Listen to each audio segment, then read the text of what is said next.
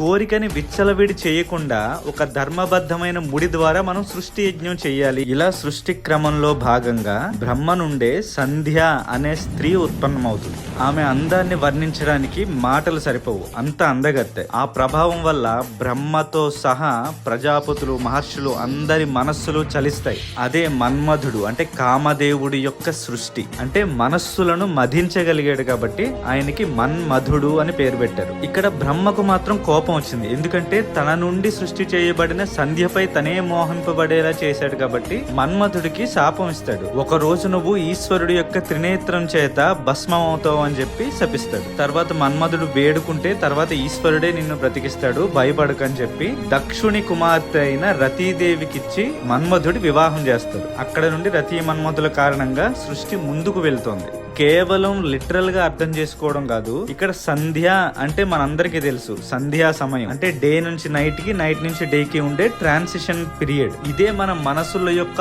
ఆలోచనల మధ్య ఉండే ట్రాన్సిషన్ పీరియడ్ కూడా. ఇలాంటి వీక్ మూమెంట్స్ లోనే మనం కోరిక అనే మన్మథ బాణానికి లొంగుతాం. బ్రహ్మగారు మన్మధుడికి ఇచ్చిన శాపం ఏంటి?